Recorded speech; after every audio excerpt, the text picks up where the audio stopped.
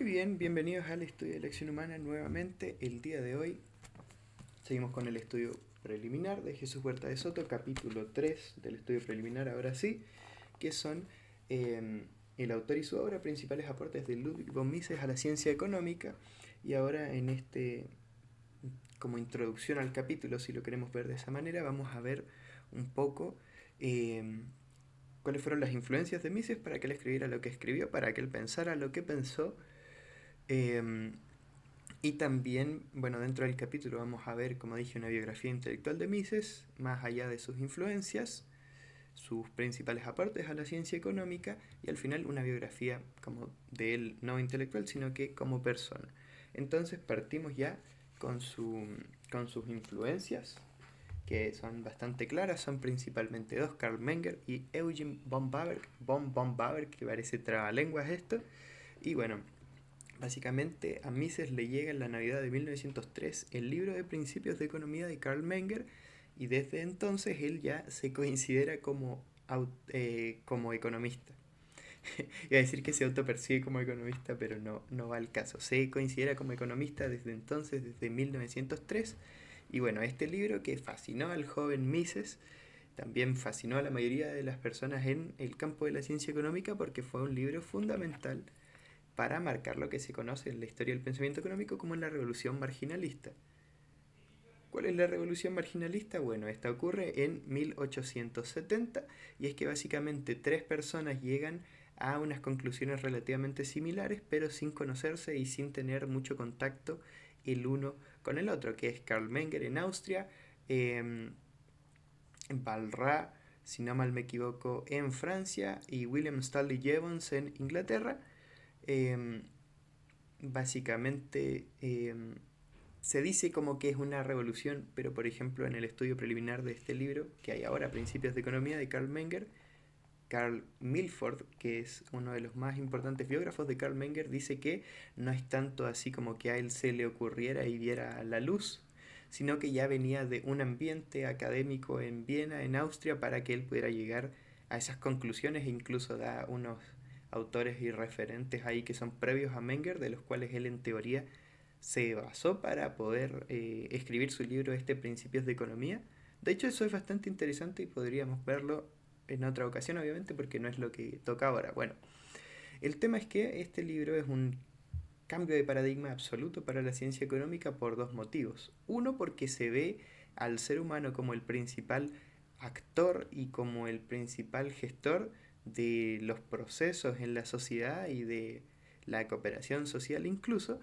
Y dos, porque precisamente tomando, eh, como agarrándonos del punto uno, se da que entonces la visión del valor que tenían los anglosajones como objetiva, o sea que el valor estaba en las cosas, pasa ahora a ser subjetiva. O sea que el valor no está en las cosas en sí, sino que está en qué opinión tenemos nosotros de las cosas y cómo nos van a servir o qué utilidad nos van a dar. Bueno, de esta teoría subjetiva del valor, obviamente nace la teoría de la utilidad marginal, que es decir que cuando uno va a evaluar si le conviene o no una cosa, no lo hace con la cosa en abstracto. Por ejemplo, si yo tuviera un pan y quisiera comerme otro, me dijeran, ¿qué prefieres? ¿Un pan o un vaso de agua, por ejemplo? Yo no pensaría en el concepto pan y en el concepto vaso de agua y diría, ¿cómo me haría bien tener más de esto en general? Sino lo que uno piensa es, quiero tener un pan más, o sea, pensarlo marginalmente en temas de margen, o un vaso de agua más.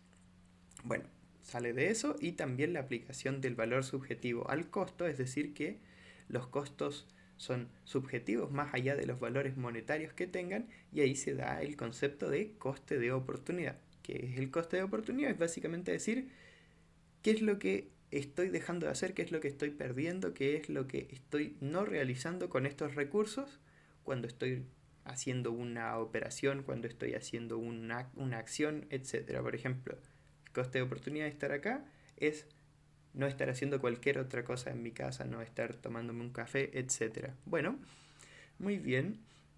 Y como habíamos dicho, otra de las influencias directas de Mises, más que nada porque fue su profesor, es Eugen von Bawerk, quien continúa el ideario de Menger y precisamente utiliza este método, el método mengeriano, si uno lo quiere ver, para aplicarlo a las teorías del capital y el interés, y es por eso que von Paberg critica a todos los que le precedieron. Él saca su propia teoría de capital e interés, que literalmente está en un librito que se llama así, Capital e Interés, y lo más importante ahí es que él señala que el interés se forma por la preferencia temporal de las personas, la cual emana obviamente de su realidad, que es distinta para cada uno, y de su visión subjetiva del valor. ¿Qué es la preferencia temporal? Como concepto, es decir, en cuánto tiempo a mí me gustaría recibir los frutos del esfuerzo que yo estoy haciendo. Si uno quiere recibir los frutos del esfuerzo que uno está haciendo de manera inmediata, de manera muy próxima a cuando se hizo la inversión, se dice que es una preferencia temporal alta. Y si uno le da igual y prefiere esperar, es una preferencia temporal baja. Bueno, Mises tiene estos dos principales influencias, por lo menos en el ámbito económico.